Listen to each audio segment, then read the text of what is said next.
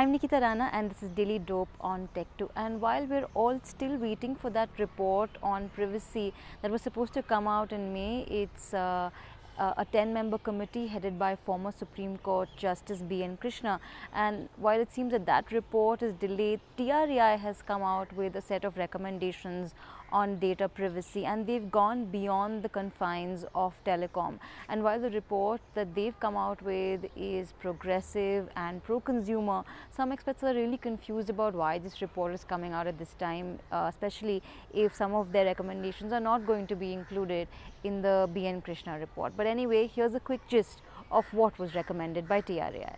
Number one, TRAI is saying that the data is owned by the customer, and anybody who collects it, whether it's a telecom service provider or anybody else, is only a data collector and a custodian. Second, TRAI is saying that the rules on data privacy should be the same for everyone, whether it's a government organization or a private entity. And at the moment, telecom service providers do flout this one a lot. A lot of regulations which bind unsolicited calls or those pre-recorded messages that you get, many of them are flouted when it's a message from the government.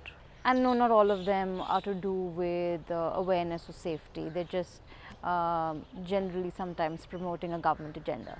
Number three, TRAI is saying that the regulations in this segment should not just be limited to telecom service providers, and everybody in that whole chain should be held accountable, which means browsers, devices, OTT platforms, let's say like a Hotstar, and any other digital entity that has access to user data should be held accountable. Number four, TRAI is saying that the customer has the right to information about what data is being collected, who will it be given to, how will it be used, and if there's a breach, the customer should be informed. None of this happens at the moment.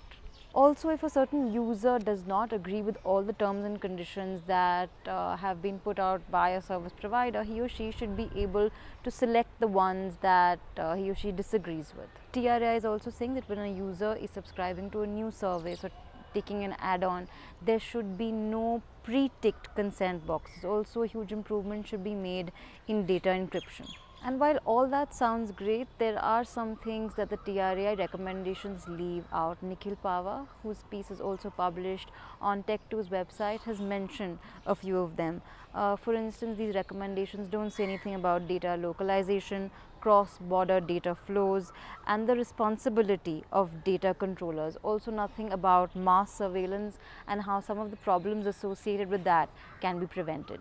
At the moment, telecom service providers have a lot of data about you, and they are monetizing it, and in some cases I think their data is even deeper than what a company like Google has.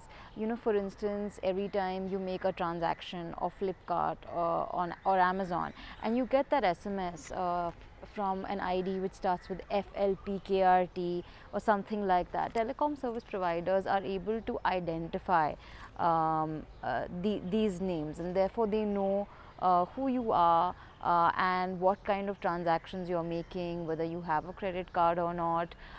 They already know where you live and where you work because of your GPS data. They don't really have to rely on the address that you had filled out in your form when you got the subscription, because in most cases that might be wrong. Companies like 197, Flytext, and many more are associated with telecom service providers, and they can really target people on parameters like what phones they use, where exactly they live, whether they fly or not, what kind of transactions they make. And yes, they are monetizing it.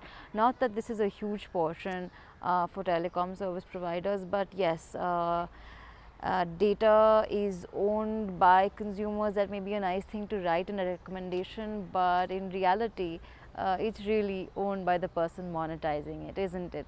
That's it from me. Thanks for watching.